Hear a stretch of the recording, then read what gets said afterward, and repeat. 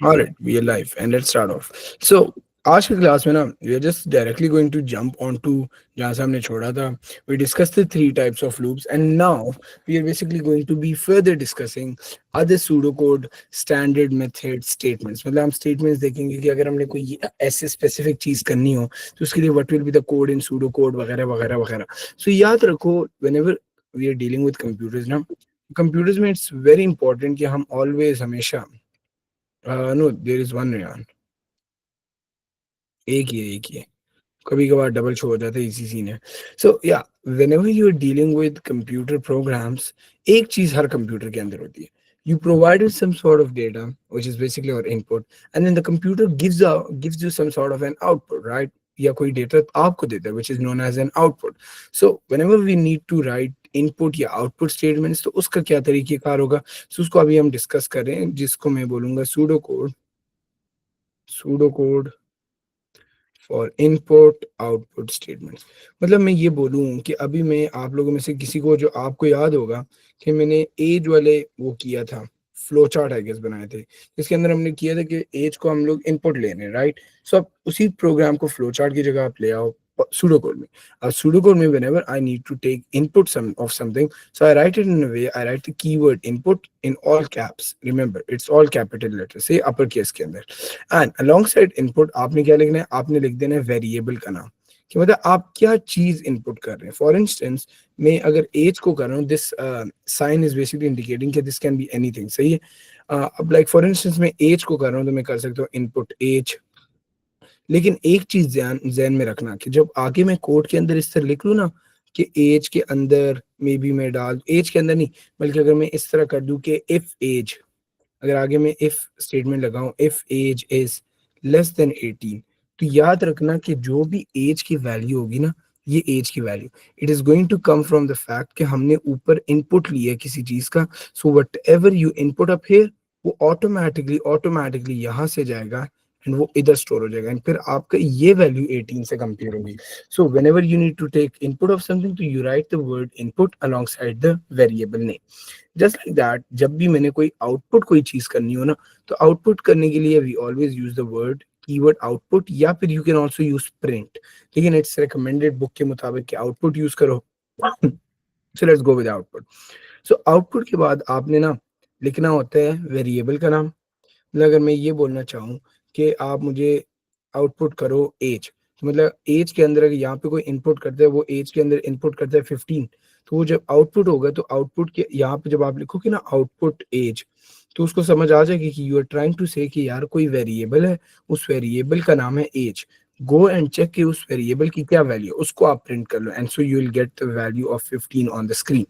अब इसी के साथ अगर मैं ये बोलूं कि आपने कोई टेक्स्ट को प्रिंट करना है तो याद है मैंने आप लोगों को उस दिन भी बताया था कि जब भी हम किसी टेक्स्ट के साथ डील कर रहे होते हैं ना तो हमने कोटेशन मार्क्स को यूज करना होता है. Very important for text. अब टेक्स्ट के लिए इसका ये मतलब कि अगर मैं ये बोलूं कि आउटपुट करो हेलो तो आउटपुट हेलो आपने अगर इस तरह लिख दिया ना आउटपुट हेलो तो इस पे आपके मार्क्स कटेंगे. Why? Because without using these quotation marks when you right hello like this it is indicating कि ये कोई वेरिएबल है. It is telling the computer कि यार हेलो कोई वेरिएबल है.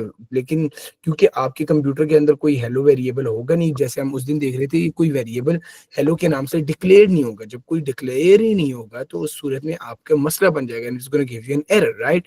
सो now what we can do is कि when we want to print some sort of text तो हम इस टेक्स्ट को कर देते हैं कोटेशन मार्क्स के अंदर. So the moment you do it like this it changes itself from variable to a string भी नहीं इस तरह का स्ट्रिंग बाद में हम पढ़ेंगे टू अ टेक्स्ट मैसेज. सो उस टेक्स्ट मैसेज को फिर आपके अगर आपका स्क्रीन है लैपटॉप की या कंप्यूटर स्क्रीन है तो उसके ऊपर यहाँ पे शो हो जाएगा hello. These are basically two function जो कि हमें पता होने चाहिए इनपुट आउटपुट. और ये इस तरीके से हम करते हैं input variable name output variable name. अब अगर मैं ये बोलूँ कि आप लोग मुझे ये बता दो इनपुट आउटपुट कहाँ कहाँ पे यूज हो सकते हो काफी जहाँ पे भी हमने डेटा अंदर या वो करना हो तो I can say like hello इसको ही मैं आउटपुट कर दूं कि like hello enter your as. Hello enter your as तो एक लाइन के अंदर मैंने ये लिख दिया द मोमेंट इट रन्स तो आपकी स्क्रीन के ऊपर आ जाएगा hello enter your age. And then the next line में मैं लिख सकता हूँ इनपुट एज. तो मतलब this is how your code is basically going to work. Okay, ये आपके दो स्टेटमेंट्स है which are known as input output statements. अब जब हमने इनपुट आउटपुट देख लिया, हमने कंडीशनल स्टेटमेंट्स देख लिया, हमने लूप्स देख लिया, now we are officially going to be इंशाल्लाह starting off with some standard methods of solutions.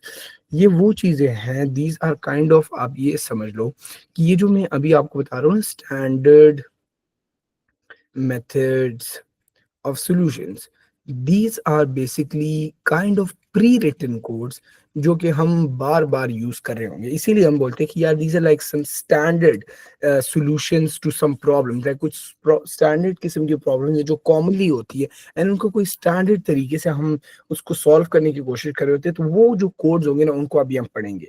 अब उसकी जो हमारे पास पांच ऐसी चीजें हैं जिनको हमने पढ़ना है, पांच छह, सही है, जो कि हमें पता होना चाहिए। These are basically the things जो कि आपके एग्जाम में वो टेस्ट कर सकते हैं, लेकिन like type of what they do is कि जो 15 मार्क का क्वेश्चन होता है ना जिससे सबको बड़ा डर लगता है, that 15 marker question basically combines all of these methods and alongside stuff in chapter number 8, and then they form a question जो कि आपने कभी देखा ही नहीं होता। That is why it seems to be very very, you can say, haunting, but in reality yeah, chapter number 7 ये हो जाए एंड फिर एक दो और चीजें या दो तीन चीजें रहती है तो chapter 7 इंशाल्लाह हो जाएगा।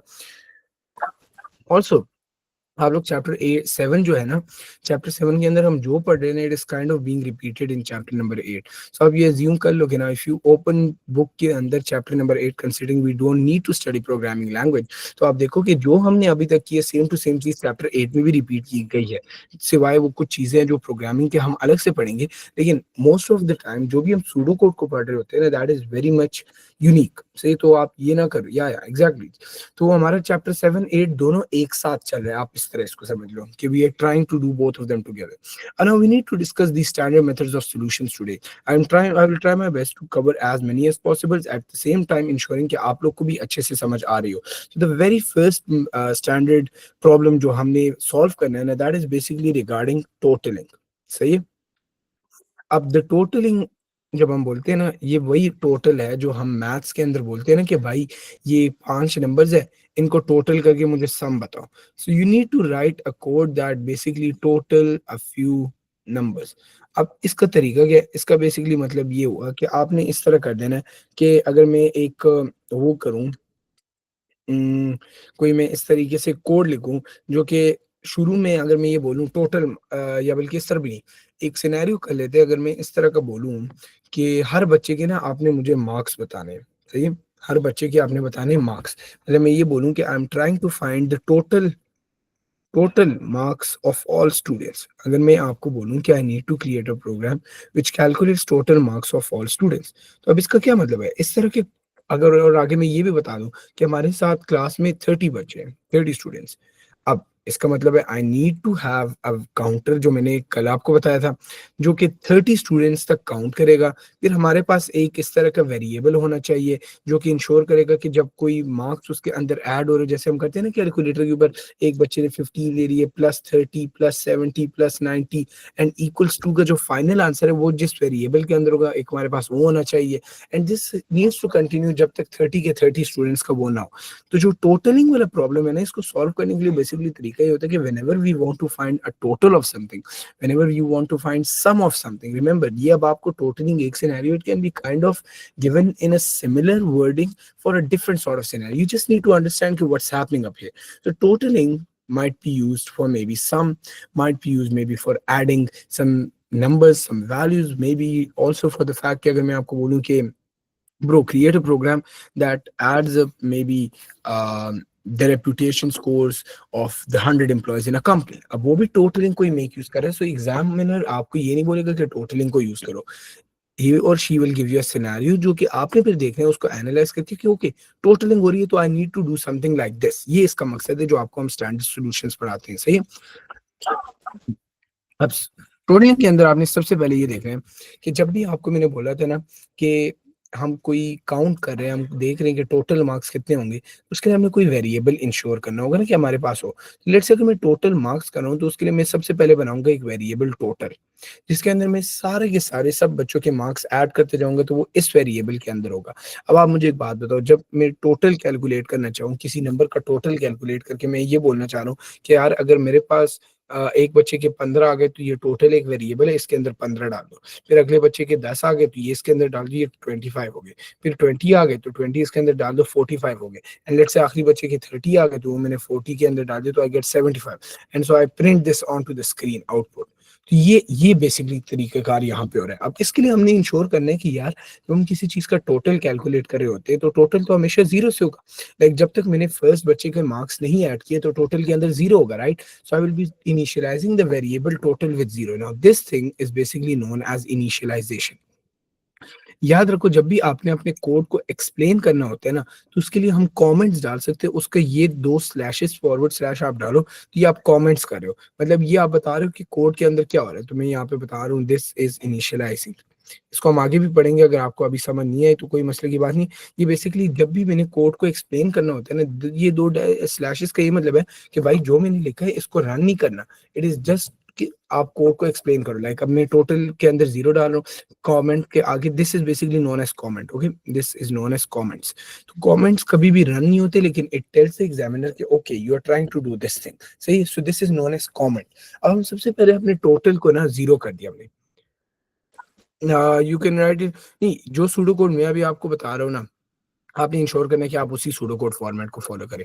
There is no specific fix structure और format to writing a pseudo code program, लेकिन it's important for you to understand कि try to be as similar to that which Cambridge demands, ताकि आप जितने कैम्ब्रिज के इक्विवेलेंट चलेंगे इतने आपके chances of obtaining high marks वो हाई होंगे। why go with something where you can risk your marks, right? तो हम सबसे पहले करते हैं कि total, and also to be honest a lot of these pseudocode formats are kind of pretty much similar. It's that the syntax is not very harsh. बाकी ये कि ऑलमोस्ट सेम ही, लाइक कोई बच्चा आउटपुट लिखेगा कोई प्रिंट लिखेगा तो इसके अंदर कोई मसला नहीं होगा, सही।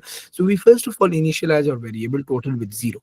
जब हमने ये कर लिया ना, उसके बाद अब मुझे एक बात बताओ, मैंने 30 बच्चों के स्टूडेंट मार्क करने और हर बच्चे के लिए मैंने बार बार इनपुट लेना है कि इनपुट करो अपने मार्क्स, फिर इनपुट करो, फिर इनपुट करो। तो क्या मैं ये इस तरह करूँ, input student 1 mark, input student 2 mark, मतलब ये तो मैं इस तरह कर सकते हो ना, इनपुट स्टूडेंट 1 मार्क, फिर input student 2 and so on. इसमें तो बड़ा टाइम लग जाएगा। तो अब मैं एक काम कर लेता हूँ, हमने कल लूप्स पढ़े थे, why not make use of loop. अब मुझे पता है 30 बच्चों का है तो मैं फॉर लूप करूंगा। Why? Because I know the set number of iterations I need to do, so I can make use of for loop. मैं लिख दूंगा फॉर।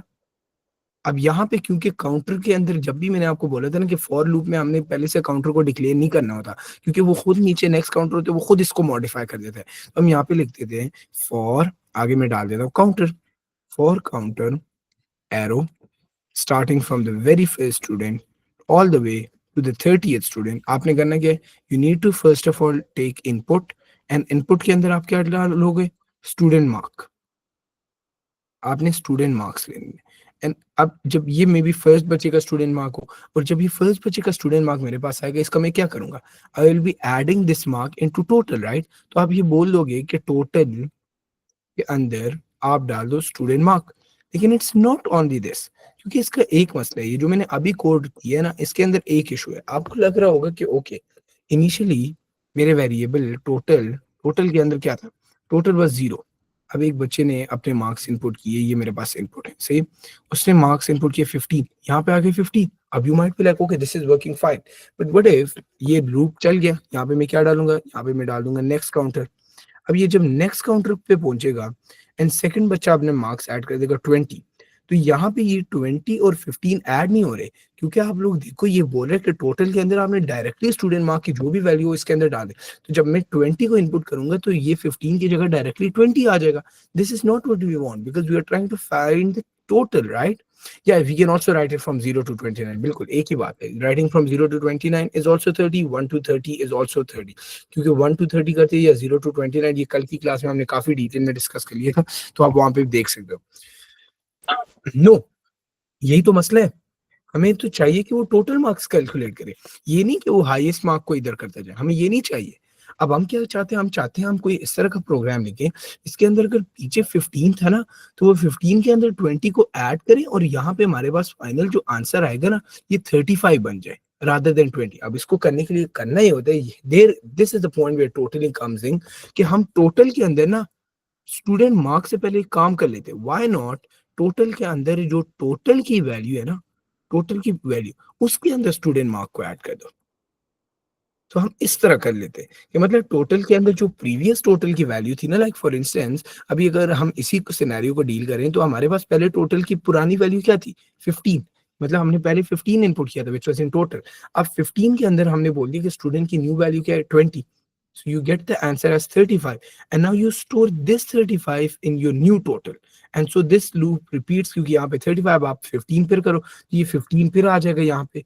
सही आपके पास मतलब 15 ये स्टूडेंट मार्क्स आ गए, टोटल आपका पुराना वाला 35 आ गया, सो इसको ऐड करो आपके पास 50 आ गया and now this 50 is again stored in your total and this repeats. अब जब एक दफा ये 30 टाइम्स चल जाए, एक दफा ये 30 टाइम्स चल गया, मतलब ये 30 के 30 दफा चल गया। अब ये जो ये वाली लाइन है ना, can we make it total equals to exactly, बिल्कुल नहीं यार, ये मैंने आपको बोला 100% यही चीज हमने करनी है बिल्कुल। आप यहाँ पे देखो मैंने यही बोला ना कि हमने टोटल को जीरो ऊपर बना दिया, टोटल इनिशियलाइज जीरो कर दिया। Now we are inputting the marks and then for every student mark which we are inputting we are trying to add it again into the total variable.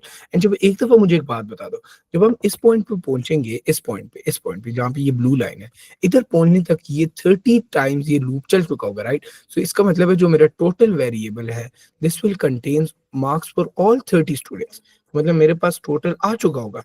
तो अगर मैं इस moment के ऊपर ये लिखूं आउटपुट टोटल, तो क्या ये गलत बात होगी? नहीं, राइट? क्यों? क्योंकि लूप 30 दफा चल चुका है। अब जब मैं 30 टाइम्स लूप चला के बाहर आता हूँ तो फिर मैंने टोटल आउटपुट किया एंड जो भी टोटल होगा वो मेरे स्क्रीन पे आ जाएगा। लेकिन अभी आप लोग बोलोगे सर अगर हम इसकी जगह इस तरह कर ले, इस नेक्स्ट काउंटर को फॉर इंस्टेंस यहाँ से नेक्स्ट काउंटर को मैं सर यहाँ से कॉपी कर लूँ, उसको यहाँ पे ले आऊँ एंड जो हमारे पास ये आउटपुट टोटल वाली बात थी ना इसको मैं यहाँ पे ले आऊँ, तो अब ये गलत हो जाएगा। क्यों गलत हो जाएगा? क्योंकि अगर हम इसी कोड को अभी देखें तो अगर यहाँ पे टोटल के अंदर मैंने डाल दिया student marks let's say 15 and total के अंदर लेट्स से पहले से वैल्यू थी 30, सो 30 प्लस 15 इज 45। अब 45 टोटल के अंदर आ गया, अब यहाँ पे मेरे स्क्रीन के ऊपर 45 आ जाएगा। अब इसके बाद फिर से चलेगा तो मे बी अगर 10 और ऐड कर दिए तो 55 हो जाएगा, फिर 65 हो जाएगा। बट आई डोंट वांट कि मैं हर बच्चे के बाद इसका आउटपुट देखूं, मुझे एक ही गो में चाहिए कि यार एक ही गो में टोटल मुझे बस बता दो कि सब स्टूडेंट्स के ऐड कर लूँ ना तो क्या होगा। तो उसके लिए इट्स इंपॉर्टेंट कि हम यहाँ से नेक्स्ट काउंटर को पहले ऊपर ले जाए कि सारा का सारा लूप चले और हम सारा का सारा स्कोर टोटल के अंदर ऐड करें और एक दफा जब मेरा लूप खत्म हो जाए तो मैं ये बोल दूं कि आउटपुट कि जो भी टोटल की फाइनल वैल्यू है ना वो आप मुझे बता दो कि क्या चीज है। And this concept is what we call as totalling, क्योंकि we are kind of totalling और adding thing. Now it could be some two, मैं यहाँ पे ये भी लग सकता हूँ सम के अंदर सम प्लस टू डिमांड। इस इसमें इंपॉर्टेंट बात ये कि आपको ये समझ आ रही हो कि टोटल के अंदर टोटल प्लस समथिंग क्यों हो रहा है। उसका मतलब ये है कि जो हमारी प्रीवियस वैल्यू टोटल के अंदर है ना उस वैल्यू के अंदर आप जो न्यू वैल्यू उसको ऐड करें और उन दोनों का जो आंसर आएगा ना उसको फिर आप टोटल के अंदर ही स्टोर करें। नाउ आप सब मुझे ये बताओ, इज दिस क्लियर? एक टोटलिंग की कॉन्सेप्ट आप लोग को समझ आई है? एवरीवन, मनाल, अहमद, सैफुल्ला, रेहान, गुड। बाकी भी बताओ जल्दी जल्दी। परफेक्ट। सैफुल्ला, रेहान, समझ आई? या एंड में जो होगा ना, ये एंड में जो आउटपुट टोटल है ना ये तब होगा जब ये 30 दफा चल चुका होगा, 30 दफा हर बच्चे के मार्क्स टोटल के अंदर आ जाएंगे, सारे के सारे 30 बच्चों के स्कोर्स आ जाएंगे।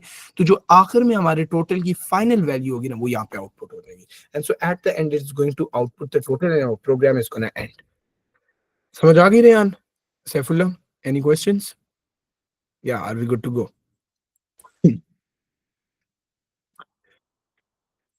चलो, I guess Saifullah got disconnected or something. By the way Saifullah, मुझे अभी भी हुआ है कि you might not understand this for loop वाली चीज क्योंकि आपने कल की क्लास मिस की थी। तो आपको लूप्स पहले देख लो फिर उसके बाद आपको इसकी समझ आएगी, क्योंकि ये लूप्स के बगैर आपको समझ नहीं आ रही होगी कि हम यहाँ पे क्या कर रहे हैं। तो इस वजह से आप लूप को जरूर चेकआउट करना। सही सुनाओ। जब हमने एक दफा ये देख लिया कि यार यहाँ क्या हो रहा है, this is basically what we call as totalling, right? अब टोटलिंग तो एक प्रॉब्लम है। अब इस तरीके से आपको एग्जामिनर कहीं स्टूडेंट मार्क्स का सिंग दे देगा, कहीं पे आपको कुछ और दे देगा, कोई रिपीटिंग का कोई भी इस तरह की चीज दे सकता है, तो वो आप टोटलिंग में ये कोड को बेसिकली मेक यूज करोगे। फिर जो हम सेकंड सिनेरियो जिसको हम डील आउट करेंगे ना, that is basically known as counting. अब ये वही वाली काउंटिंग है जो हम लोग कर रहे होते हैं कि काउंटिंग 1 2 3 4 5 6 7 8 9 10, वही वाली काउंटिंग है। अब अगर मैं ये बोलूँ कि मैंने एक कोड लिखना है जिसके अंदर मैं इस तरह कर दूं कि फॉर इंस्टेंस मैं ये देखना चाहता हूँ कि क्लास के अंदर पास कितने, से pass number number of number of pass students. अगर आपको एक क्वेश्चन आ जाए कि भाई आप मुझे ये बताओ कि आपने एक कोड लिखना है, प्रोग्रामिंग करनी है सूडो कोड के अंदर, जिसके अंदर आपको हर बच्चा स्कोर इनपुट करेगा एंड फिर आपने चेक करना है कि यार ये बच्चा पास हुए, अगर हुए तो आपने उसको ना एक हमें बताने कि कितने बच्चे पास हुए, then you need to finally tell me at the end कि टोटल कितने हुए, वो आंसर मुझे आपने बता देना है। अब काउंटिंग के अंदर ये कोड इस तरह चलेगा कि ये जो मैंने अभी आपको सिनेरियो बताया, इसके अंदर अगेन जब भी हमने काउंटर के ऊपर देखना है, मतलब वो तस्वीर वाली एग्जांपल दे रहा हूँ कि मैंने देखना है कि टोटल कितने नंबर ऑफ पास हुए हैं, तो I need to have a variable जो कि ये स्टोर करेगा ना कि कितने बच्चे पास हुए। तो उसके लिए हम इस तरह कर सकते हैं कि we should declare a variable जिसको हम बोलते हैं पास काउंट, मतलब जितने बच्चे पास हो रहे हैं वो इस वेरिएबल के अंदर होंगे, 1 2 3 4 and so on, and at the end we are gonna be just printing this out. So initially जब प्रोग्राम स्टार्ट हो रहा होगा तो किसी बच्चे के भी स्कोर नहीं होंगे ना, लाइक मैं ये बोल रहा हूँ एग्जैक्टली रैन, मैं ये बोल रहा हूँ कि आप लोग मुझे अपने मार्क्स बताओ तो मैं देखता हूँ कौन पास है और कितने फेल है, तो वो मैं फिर आपको काउंट बताऊंगा। लेकिन अगर मैं अपनी जगह पे बैठ गया और अभी किसी बच्चे ने अपना स्कोर ही नहीं बताया, तो पास काउंट के अंदर कितने क्या काउंट होगा, कितने बच्चे पास हो गए, जीरो, राइट। जब तक किसी बच्चे ने स्कोर ही नहीं बताया तो मैं कैसे बोल दूं कोई पास है या फेल। तो जब भी हम कोई वेरिएबल इनिशियलाइज करेंगे ना, उसके अंदर हम जीरो डालेंगे, क्योंकि अभी तक उसके अंदर हमें कोई चीज पता ही नहीं लग रही। तो हम पास काउंट को कर देंगे जीरो। फिर हम ये बोलते हैं कि क्लास में 30 बच्चे हैं, तो रादर देन डूइंग के इनपुट हर बच्चे का स्कोर एंड चेकिंग वो बड़ा लंबा हो जाएगा, तो हम एक ही लूप चला लेंगे, क्योंकि सेट नंबर ऑफ लूप्स हमें पता है, तो हम फिर से फॉर लूप चला लेंगे, फॉर अगेन। क्योंकि काउंटर फॉर लूप है तो हमें ऊपर काउंटर लगाने की जरूरत नहीं, अगर ये कोई वाइल या कोई और लूप होता तो हमें ऊपर काउंटर अलग से वो करना पड़ता। अब मैं फॉर लूप चला रहा हूँ, तो फॉर लूप के अंदर मैं इस तरह डाल देता हूँ फॉर काउंट या काउंटर या वट एवर, आप काउंट कर लेते हैं इस दफा। अब मैं जाऊंगा 1 2 30। अब इसको एक और तरीका भी मैं कर सकता हूँ, rather than writing 30 up here, अगर मैं यहाँ पे लिख दूं ना ऊपर इनिशियलाइजेशन में क्लास साइज, और क्लास साइज के अंदर मैं बता दूं कि यार जो हमारा वेरिएबल है ना क्लास साइज वो 30 है, तो इसका मतलब ये हुआ ना कि जो जो भी क्लास साइज की बात है उसके अंदर वैल्यू क्या है 30, मतलब the variable class size has the value 30। तो rather than writing 30 up here I can also replace it with class size. मतलब इसका भी वही मतलब है कि आपका कंप्यूटर बेसिकली देखेगा ये कि ओके हमने चलना है 1 से लेकर क्लास साइज तक, ना व्हाट्स क्लास साइज, वो चेक करेगा oh class size the variable, does it have a value, okay it has the value 30। So इसका मतलब है हमारा काउंटर चलेगा 1 to 30, क्योंकि we are going to be running from the very first to the value within the variable class size. अब आपको exam के अंदर बार बार इस तरीके से शायद लूप्स के अंदर वेरिएबल्स गिवन हो, तो आप जहन में रखना कि जब भी वेरिएबल गिवन होगा ना, आपने ऊपर देख लेना कि इस वेरिएबल की वैल्यू क्या है, क्योंकि वो उसको रिलेट कर रहा होगा। अब यहाँ पे मैं 1 to 30 लिखूँ या 1 to क्लास साइज लिखूँ, इट्स द सेम थिंग, सही है। तो ये एक बात है जो कि आपके जहन में होनी चाहिए। अब ये वही बात है कि ये लूप चलेगा 30 दफा। अब हमने करना क्या, सबसे पहले मैं करूंगा कि यार डेफिनेटली मुझे आप बताओ तो सही कि यार आपके मार्क्स क्या हैं, उसके बगैर तो मैं ये नहीं देख सकता ना कोई पास है फेल है। तो सबसे पहले जब मैं लूप के अंदर जाऊंगा पहले बच्चे की, मैं उससे पूछूंगा इनपुट स्टूडेंट मार्क्स। अब ये मुझे क्या पता लग गया कि यार एक बच्चे के मार्क्स ना इनपुट हो जाएंगे मे बी 30 40 50। लेकिन अब मैंने ये भी तो देखना है कि यार पास होने के लिए बच्चे ने ना एटलीस्ट 40 से ग्रेटर लेने, ग्रेटर मतलब ग्रेटर देन 40 होना, सो द बच्चा इज पास। सो अब ग्रेटर देन 40 जब मैंने करना है तो ये मुझे कैसे पता लगेगा कि यार ये तो कोई कंडीशन आ गई, if the student is greater then 40 तो होगा, वरना नहीं। तो अब ये क्या हो रहा है, again it is kind of a condition, right. So now when we need to deal with conditions, तो हमने पहली क्लास में प्रोग्रामिंग का क्या पढ़ा था, दूसरी क्लास में रेहान आपने उल्टा कर दिया। आपने बोला if the marks are less than 50 फिर आपका पास काउंट बढ़ेगा, ये आपने उल्टा बोल दिया। फिर मार्क्स आर ग्रेटर देन 50 फिर होगा ना, फिर आपका पास होगा। तो हमने बिल्कुल रियान ने सही बात बोली है कि हम इफ स्टेटमेंट को यूज करेंगे, क्योंकि हमने पढ़ा था ना कि जब भी हम कंडीशंस को देख रहे होंगे तो हम इफ स्टेटमेंट्स को देख रहे होंगे। तो हम यहाँ पे ये बोल देते कि student mark if student mark is greater than और इक्वल टू, क्योंकि अगर ये तो वो वाली बात है कि 40 पे पास है, तो अगर किसी बच्चे के 40 आउट ऑफ 100 आ गए तो ही will be pass, right. So we need to ensure कि हम इक्वल्स टू डालें कि अगर किसी बच्चे के 40 है तो वो पास हो। अगर हम इक्वल्स टू ना डालें तो 41 पे पास होगा और 40 पे बच्चा फेल होगा, क्योंकि ये हमने कल भी बड़े अच्छे से देखा था कि क्या equals to and equals to ना डालने के क्या नुकसान या क्या फायदे हो।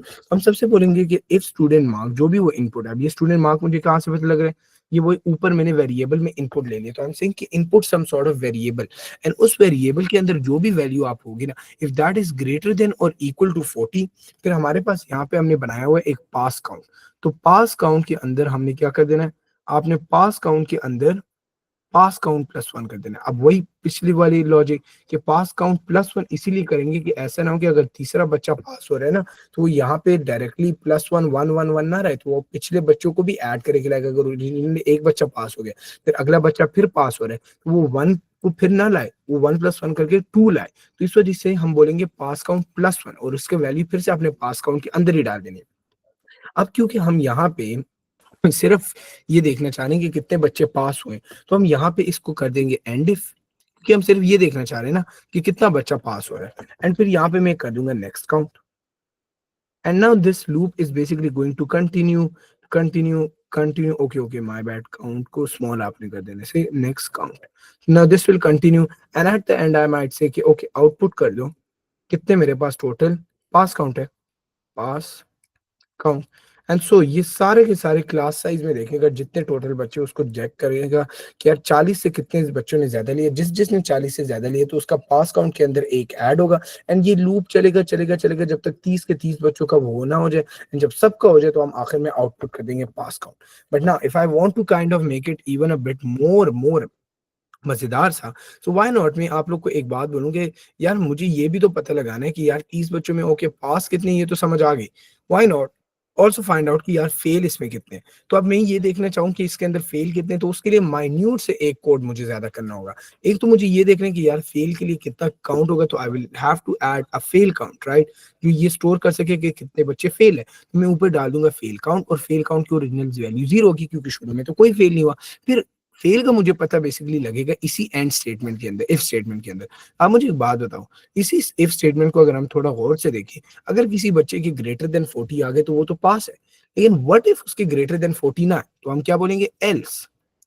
अगर बच्चे की ग्रेटर देन 40 नहीं है तो हमें पता लग गया कि अगर या तो ये है ना कि या उसका स्कोर ग्रेटर देन 40 होगा तो ये कर लो, अगर ना हुआ तो इसका यही मतलब होगा ना कि आपका स्कोर एब्सेंट काउंट अब वो या डेफिनेटली, अगर ये तो अभी मैं सिनेरियो डील कर रहा हूँ ना कि एज्यूमिंग कि हर कोई प्रेजेंट है, अगर लेट से कोई एब्सेंट हो जाता है तो उसके लिए डेफिनेटली वो तो कॉम्प्लेक्स होता जाता है, you can create multiple programmes that way. लेकिन ये तो सिर्फ आपको मैं एग्जांपल के तौर पे समझा रहा हूँ ना कि अगर मैंने सिंपल प्रेजेंट, या फिर ये क्लास साइज की जगह हम इसको चेंज करके नंबर ऑफ टेस्ट भी कर सकते हैं कि कितने टोटल बच्चों ने टेस्ट दिए।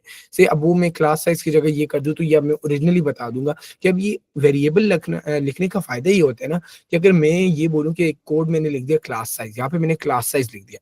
अब अगर ये कि मैं यही कोड चेंज करके क्लास साइज की जगह मैं बोल दूं मैं न्यू क्लास को पढ़ा रहा हूँ, अब मैं 75 कर दिया, तो ये ऑटोमेटिकली 75 टाइम्स चलेगा। लेकिन अगर यहाँ पे मैं क्लास साइज को नहीं लिखता ना, वेरिएबल को नहीं लिखता, तो फिर मैंने कोड में जहां जहां पे क्लास साइज का 75 की जगह 30 था ना ओरिजिनली, उसको खुद जाके चेंज करना होगा, फिर उसको खुद मैंने ऐड करके 75 करना होगा, तो बड़ा मुश्किल हो जाएगा। तो इस वजह से प्रोग्रामर क्या करते हैं, वो एक वेरिएबल ही लगा देते हैं, और उस वेरिएबल को जब चेंज करना होता है ना, तो बस ओरिजिनली वो शुरू फ्यू लाइन उन्होंने डिक्लेरेशन की होती है उधर ही उसकी वैल्यू चेंज कर देते हैं, एंड वो सारा का सारा खाता हो जाता है। तो अब हम ये डिस्कस करें कि अगर स्टूडेंट के मार्क्स 40 से ग्रेटर हो तो वो तो पास काउंट के अंदर आ गए, लेकिन अगर नहीं हो तो इसका मतलब उसके मार्क्स लेस देन 40 है, तो हम बोल देते कि एल्स, अगर उस बच्चे के ग्रेटर ना हुए तो आपने करना ये कि फेल काउंट के अंदर आपने डाल देना है फेल काउंट प्लस 1। तो मतलब जितने भी प्रीवियस फेल काउंट्स हो रहे हैं उस वैल्यू के अंदर एक बढ़ा देना है, एंड उसकी जो टोटल आंसर आएगा ना उसको फिर फेल काउंट के अंदर ही स्टोर कर देना है। एंड एंड में मैं ये बोल दूं कि आउटपुट फेल काउंट। तो अब ये तो मैंने बता दिया कि यार फेल कितने होंगे पास कितने होंगे, ये आपका एक ओवरऑल सिंपल सा कोड है रिगार्डिंग काउंटिंग। लेकिन अगर इसके अंदर मैं आपको ये बोलूं कि भाई मुझे ये भी बताओ you also need to give me a relevant message, मतलब आपने स्क्रीन के ऊपर कोई प्रॉपर मैसेज भी आ रहा हो कि this many students have passed.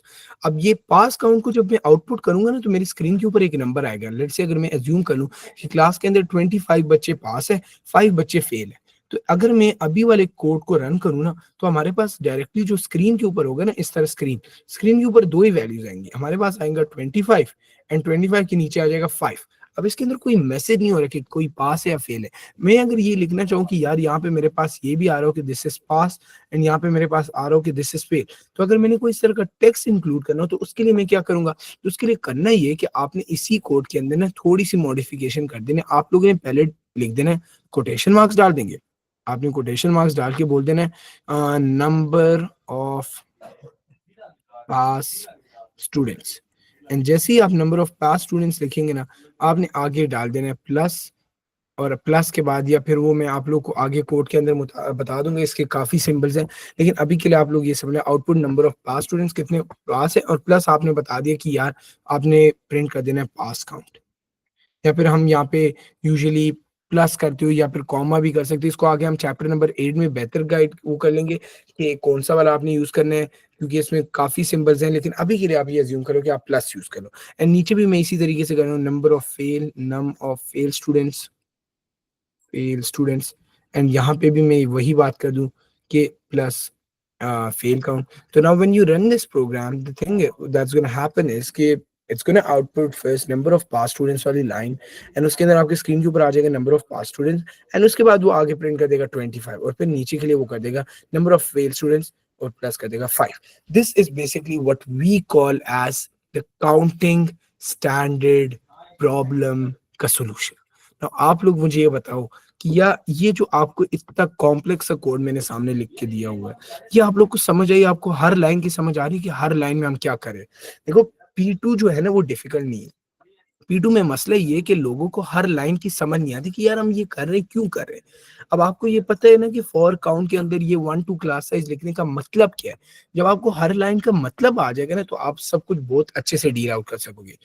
Perfect man, perfect. बाकी भी आपने बताओ, अहमद, मनान, Saifullah, everyone just let me know, सबको अच्छे से समझ आई है या नहीं आ रही है? ओके, आई विल री एक्सप्लेन द आउटपुट पार्ट। अच्छा, इसमें मैं बोल ये रहा हूँ, अब जब हम वैसे आउटपुट कर रहे थे ना, वैसे आउटपुट, तो हम ये बोल रहे थे कि आप करो आउटपुट, यार कैपिटल लिखना था, मतलब आप हम वैसे जब डील कर रहे थे ना, तो we were saying output, and output के अंदर वी वर टॉकिंग अबाउट कि आपने आउटपुट के अंदर इस तरह बोल देना कि आउटपुट पास काउंट, एंड फिर मैं बोल रहा था आउटपुट फेल काउंट।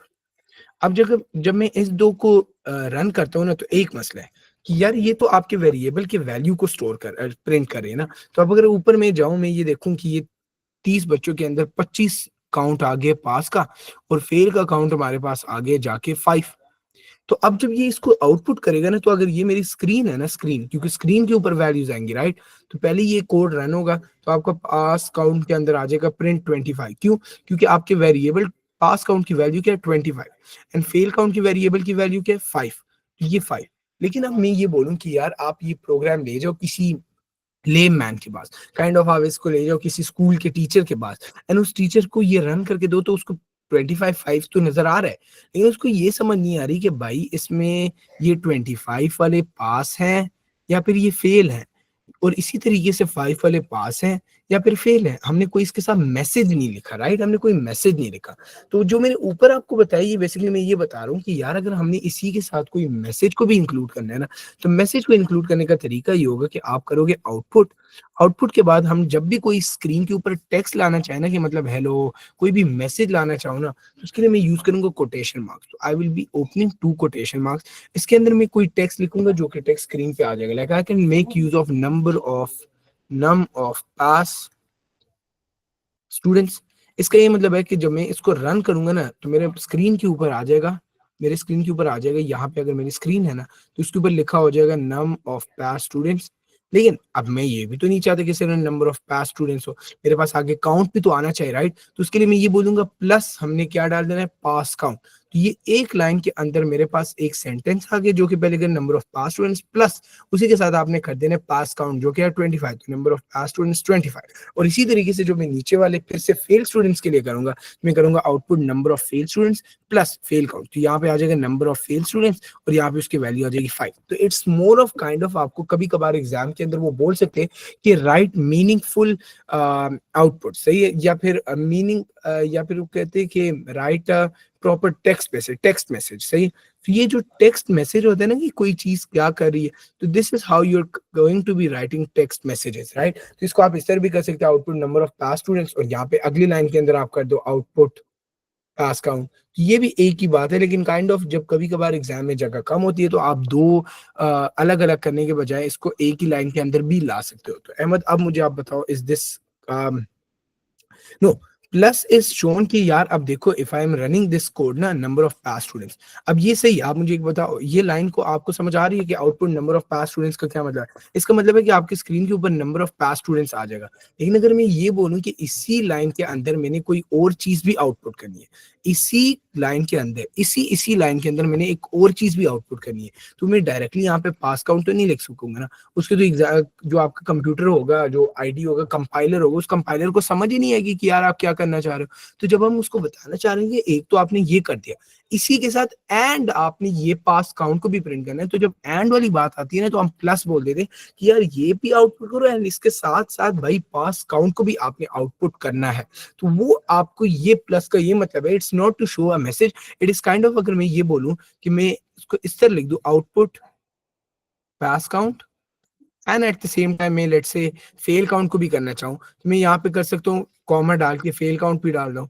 या फिर अब आप एक काम करो, आप प्लस को छोड़ो, आप इसको कॉमा के साथ अभी के लिए कर लो, कॉमा पास काउंट। तो ये क्या हो रहा है, आप एक ही लाइन के अंदर, ये अब इसको मैं अलग अलग भी कर सकता हूँ, जैसे मैंने ऊपर किया था पहले मैं अलग अलग कर रहा था, तो व्हाई नॉट आप इस तरह कर दो, आउटपुट पास काउंट, और उसी के साथ साथ आप फेल काउंट को भी कर देना। तो जहां पे मैंने प्लस किया अभी के लिए, आप उसको कॉमा समझ लो, it's not adding them, it's just indicating कि यार पहले आप इसको करो एंड उसके बाद आप कॉमा के बाद ये वाली जो चीज है, ये कोई वेरिएबल या समथिंग, इसकी वैल्यू भी आप कर दो। कहां तक मैं स्क्रॉल अप कर दूं इस कोड को, ये लो यार, सारा देख लो। तरह इज दिस क्लियर? अहमद अब समझ आ गई ना प्लस का क्या मतलब है? इस तरह के क्वेश्चंस पूछो गाइस, इसमें कोई मैं वो नहीं करता कि आप लोग कोई इसमें ना मुझे इस तरह शो होते हो कि कोई ये है वो है। आप बिल्कुल जितने ज्यादा क्वेश्चंस पूछोगे, this was a very good question कि शायद आपके जहन में ये क्यूरी रह गई हो कि प्लस कोई मैसेज के लिए नहीं है, plus is just to indicate की काइंड ऑफ, लेकिन at this stage ignore plus, आप डायरेक्टली कॉमा डालो sir after end, if why end if after end if why did you write next count? Okay, good question. So now आप मुझे एक बात बताओ, ये जो सारा कुछ हो रहा है, ये जो सारा कुछ हो रहा है, ये तो इफ स्टेटमेंट है ना, ये तो इफ स्टेटमेंट के अंदर हो रहा है। लेकिन ये तो एक बच्चे के लिए हो रहा है ना, कि अगर एक बच्चे के मार्क्स आए, उसके ऊपर आपने इफ स्टेटमेंट लगा ली। लेकिन अब इसके बाद दूसरे बच्चे के लिए तो मैंने फिर ये काउंटर वन से कहाँ जाएगा, ये वन की जगह अब टू बन जाएगा। लेकिन टू बनने के लिए तो जरूरी है काउंट की वैल्यू एक बढ़े, तो उसके लिए तो हमने नेक्स्ट काउंट करना है ना। तो ये नेक्स्ट काउंट का ये मतलब है कि ये ऊपर का नहीं है, ये एक बच्चे के लिए सारी डील हो रही है, this is one student.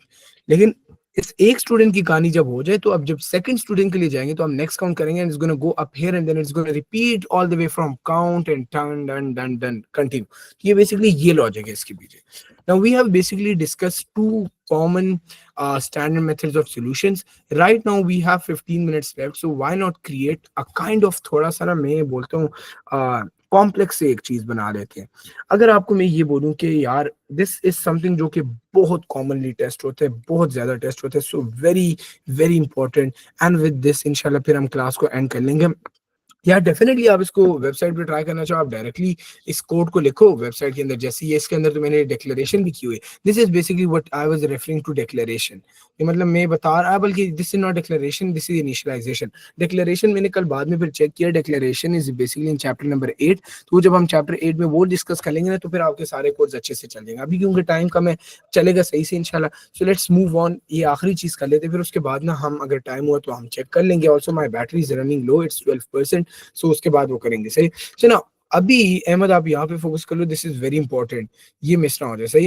Right now we are basically going to be writing code to calculate,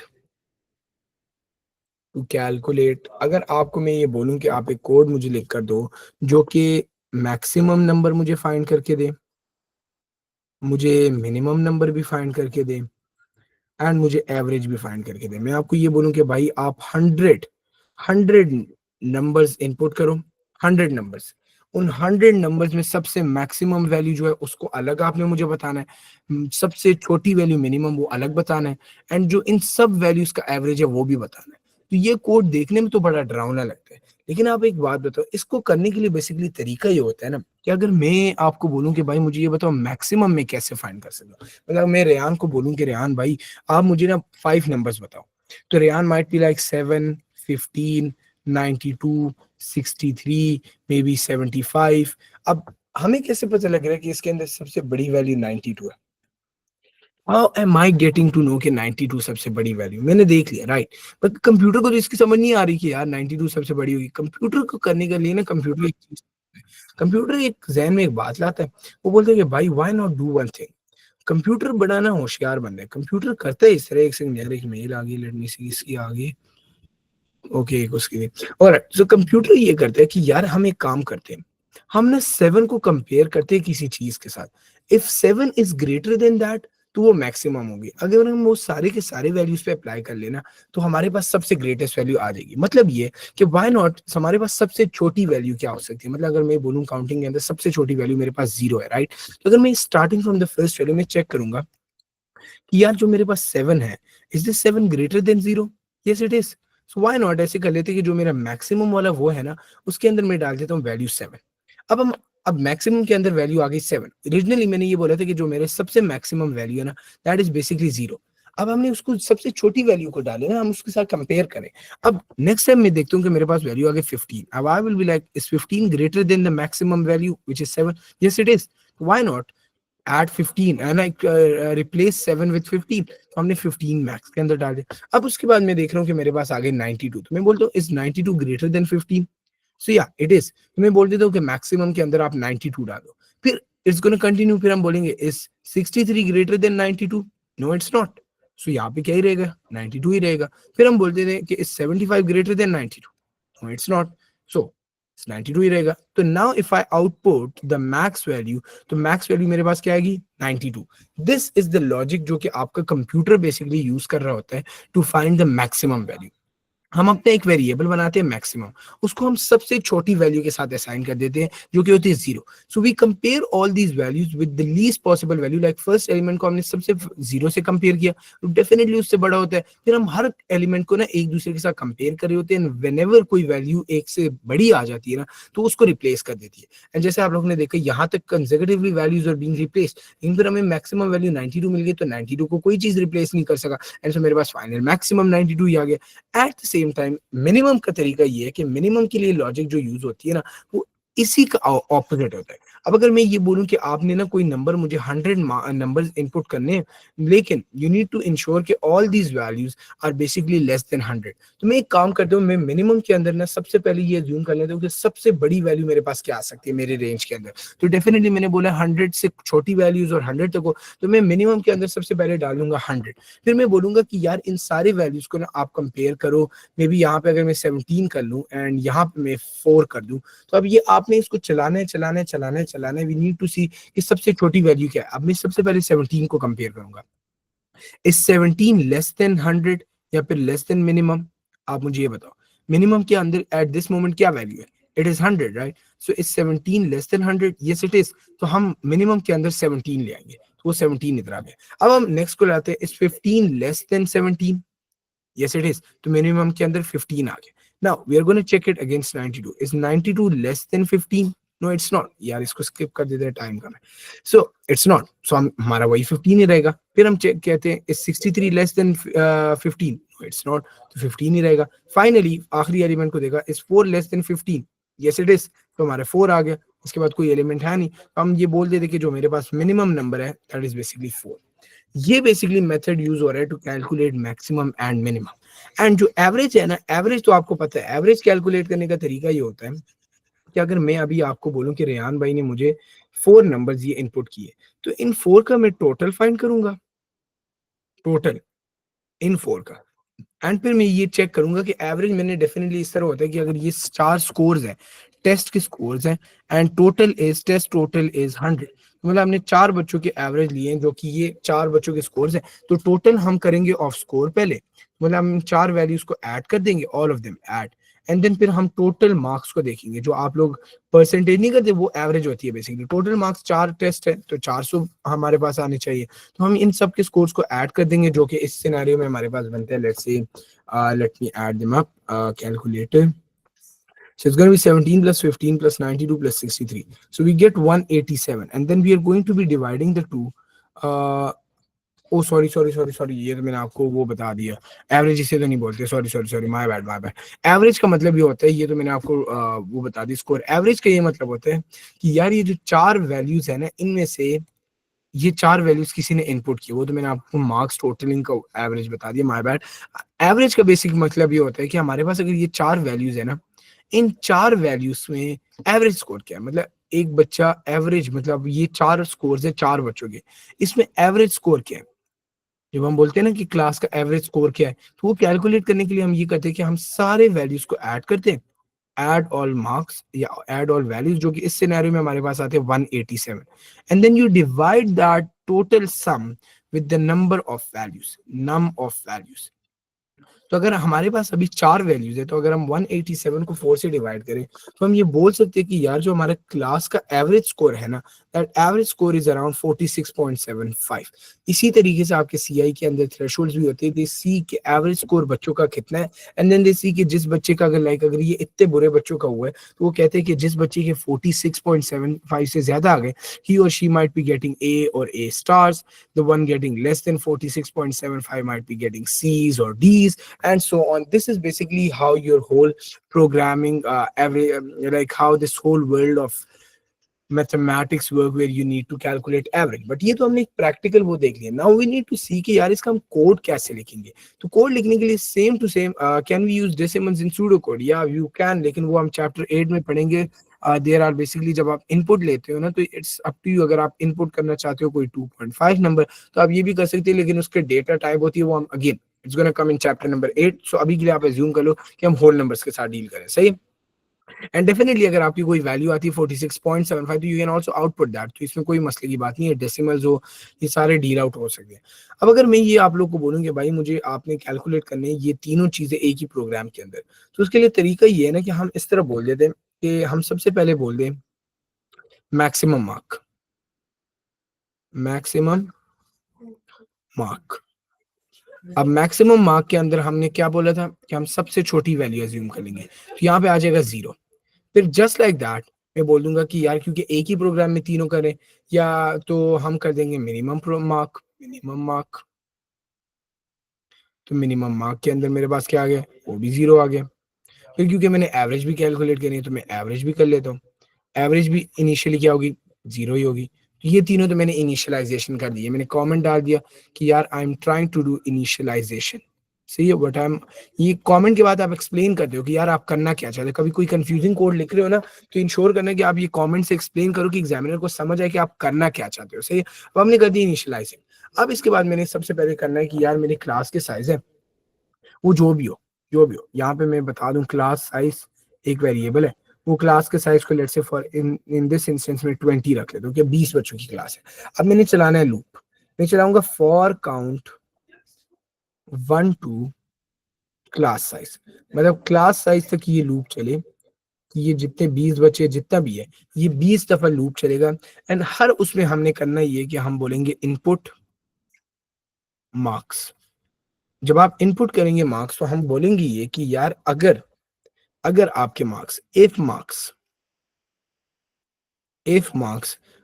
बल्कि एक काम कर लेते हैं, इसके एवरेज को जो है ना, एवरेज को अभी भूल जाओ, अभी हम सिर्फ इस प्रोग्राम के अंदर ना मिनिमम और मैक्सिमम को कैलकुलेट करें। If marks is greater than maximum marks, वही बात है जो अब मैंने आपको पहले बताई थी।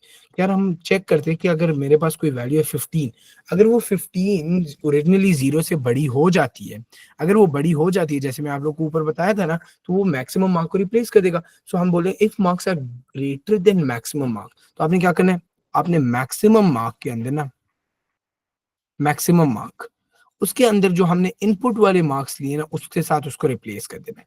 सिंपल अल्फाज में बात ये कि ओरिजिनली हमारे पास वैल्यू थी मैक्सिमम मार्क की 0, एक बच्चे ने अपने मार्क्स इनपुट किए 20, तो हम चेक करें कि इस 20 greater than 0, yes it is, तो हम ये बोल दें कि मैक्सिमम मार्क के अंदर आप ये 20 डाल दो, सो ऑटोमेटिकली आपके मैक्सिमम मार्क के अंदर 20 आ गए। And then what you do is कि आप यहाँ पे लिख देते हो एंड इफ, क्या कहते हैं, हमारे पास ये हो गया एंड इफ, हम ये बोल देते कि यहाँ पे खत्म हो गया। Now we need to see कि यार मिनिमम मार्क के अंदर भी ये चलेगा या नहीं, क्योंकि हम एक ही प्रोग्राम के अंदर दोनों को डील आउट करें। तो इधर भी मैं यही इसी को कंटिन्यू करूं, मैं ये बोल दूं कि यार इफ द मार्क्स जो बच्चे ने इनपुट किए, if it is less than the minimum mark, less than the minimum mark, जो कि इस सिनेरियो में क्योंकि मुझे पता है टेस्ट ही यार 100 मार्क्स का है, तो लेस देन मिनिमम मार्क के अंदर मैंने 0 लिखा है, जो कि मैंने गलती की, आप लोगों ने आइडेंटिफाई करना चाहिए था कि मिनिमम मार्क के अंदर I need to, it will get over at इंशाल्लाह 10 10 और 5 तक। No, you can change the arrow direction, लेकिन एरो डायरेक्शन का एक मतलब है कि if I do it like maximum mark की जगह मैं इसको इस तरह कर लूँ ना, if I make it look this way, तो इसका ये मतलब है कि जो मैक्सिमम मार्क की वैल्यू है ना, इसको आपने डाल देना है मार्क्स के अंदर। लेकिन हम तो उल्टा करना चाहते हैं, वी नीड टू इंश्योर कि मार्क्स की वैल्यू उधर जाए ना। तो इस वजह से हम अपने एरो को इस डायरेक्शन में करते हैं ताकि आपकी जो मार्क्स की वैल्यू है ना, वो जाके मैक्सिमम मार्क के अंदर चल जाए। इस एरो का ये मतलब है। तो क्योंकि मिनिमम मार्क में हम ग्रेटेस्ट पॉसिबल वैल्यू के साथ डील कर रहे होते हैं ना, तो हम यहाँ पे ग्रेटेस्ट पॉसिबल वैल्यू, क्योंकि टेस्ट ही 100 मार्क्स का, तो मैं 100 वो कर लेता हूँ, तो 100। I am gonna be checking कि यार जो मेरे मार्क्स हैं, are they less than the minimum marks, जो कि मतलब पॉसिबल ग्रेटेस्ट पॉसिबल वैल्यू मेरी है ना 100, तो is it less then that? Yes it is. If it is, तो फिर आपने क्या कर देना है, आप करोगे मिनिमम मार्क के अंदर, मिनिमम मार्क के अंदर आप लोगों ने डाल देनी है मार्क्स की वैल्यू। अब अभी ओरिजिनली तो आपको लग रहा होगा कि यार यहाँ पे 20 था, क्योंकि हमारे पास मार्क्स बच्चे ने 20 इनपुट किए, तो इस 20 less than 100, yes it is true. तो मिनिमम के अंदर हमारे पास 20 आ गए। तो ये तो सर एक ही टाइम में मैक्सिमम वाला बच्चा भी हुआ है, मिनिमम वाला भी यही। तो इट्स नॉट लाइक दैट। आगे जब हम ये मल्टीपल वैल्यूज में देखेंगे तो आपको समझ आ जाएगी। अब अगेन हम यहाँ पे कर देंगे एंड इफ, एंड नाउ जब मेरा ये हो जाएगा तो I will be doing next count. तो जब मैं नेक्स्ट काउंट करूंगा तो इसका यही मतलब हुआ कि यार जो मैं कर रहा था ना, अब ये नेक्स्ट बच्चे के लिए सारा का सारा रिपीट करो। एंड एट द एंड में यहाँ पे कर दूंगा, जब सारा लूप चल जाएगा तो I will be like output maximum mark, maximum mark, and at the same time comma डाल के मैं बोल दूं मिनिमम मार्क। अब ये होगा क्या, अब एक बच्चे ने अपने, लेट्स से फॉर इंस्टेंस यहाँ पे हम इसको रन करते हैं, थोड़ा सी इस 0 0 सबको हटाओ, यहाँ पे हम इसको ना थोड़ा रन कर लेते हैं। ओरिजिनली अगर इस सबको मैं थोड़ा सा साफ करके लिख दूं, फिर आप लोग को अच्छे से समझ आ जाएगी। हमारे पास तीन चीजें हैं। हमारे पास है मार्क्स, जो बच्चा इनपुट करे, हमारे पास मैक्स मार्क्स है, हमारे पास मिन मार्क्स है। अब ओरिजिनली हमने देख लिया कि मैक्सिमम के अंदर 0 है, मिनिमम के अंदर वैल्यू क्या है, मिनिमम के अंदर वैल्यू है 100। अब एक बच्चा आता है, एक बच्चे maximum mark value at the start, I did add maximum mark, ये देखो मैक्सिमम मार्क डाला हुआ है ना bro, I have added it. जो एवरेज मार्क का मैंने, वो एवरेज मार्क का मैंने इसलिए छोड़ दिया, एवरेज मार्क को अभी इस कोड में हम नहीं डील करते, उसको हम अलग कोड उसके लिए लिखेंगे, क्योंकि वो कंफ्यूजिंग सा हो जाता है। सही है, तो उसको आप इसके अंदर ला सकते हो, लेकिन अभी मैं क्योंकि मल्टीपल चीजों का एक के अंदर लाऊं तो वो थोड़ा कंफ्यूजिंग हो जाएगा। तो अभी आप सिर्फ मैक्सिमम और मिनिमम को देखो। अब लेट्स से ओरिजिनली दोनों के अंदर ए मैक्सिमम 0 है, मिनिमम 100 है। अब रेयान पहला मार्क्स ऐड करता है 20। ना हम चेक करते हैं इस 20 ग्रेटर देन मैक्सिमम मार्क, इस 20 greater than max, yes it is, तो 20 इधर आ जाएगा। तो मैक्सिमम मार्क के अंदर वैल्यू 20 चलेगी, वो हमारे पास यहाँ पे आ गए। फिर हम चेक करते हैं इस 20 less than minimum mark, minimum mark 100 है, यस इट इज, तो हमारे मिनिमम मार्क के अंदर भी 20 आ गए। अब ये लूप फिर चल गया। अब आगे अहमद, अहमद बोलते हैं कि यार मेरे जो स्टूडेंट है उसके 55 है। अब हम चेक करते हैं कि इस यहाँ पे इस if marks is greater than maximum mark, marks के marks in this scenario is 55, so is 55 greater than the maximum mark जो कि प्रीवियसली 20 था, यस इट्स ट्रू, तो मैक्सिमम मार्क के अंदर हमारे 55 चला जाएगा। अब आप एंड इफ करोगे, अब आप नेक्स्ट उसमें आओगे, इज योर मार्क्स जो बच्चे ने, अहमद ने इनपुट किया अपने स्टूडेंट के 55, इज योर मार्क्स जो 55, is it less than 20? Is it less than 20? No right, it's not less than 20। तो ये वाला जो पार्ट है ये रन ही नहीं होगा। तो यहाँ पे कोड में मिनिमम वही रहेगा अनटिल और अनलेस अब मैं 15 ऐड कर दूं। तो 15 के अंदर क्या होगा, is your 15 greater than maximum mark of like 55? No it's not. Is 15 greater than 55?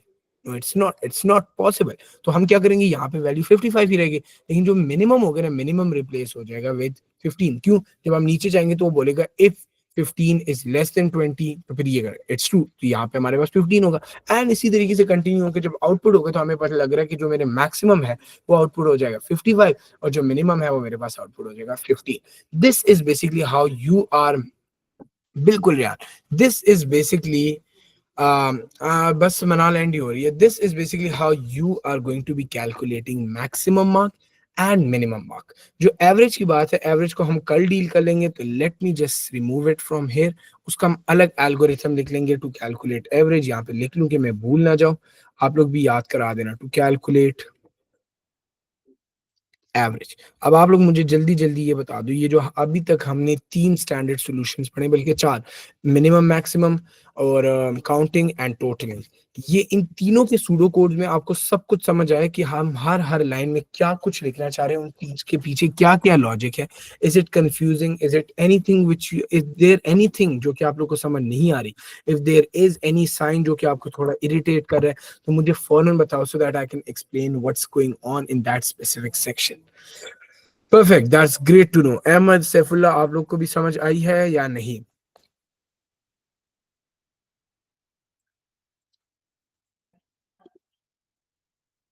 समझ आइए गाइस। परफेक्ट।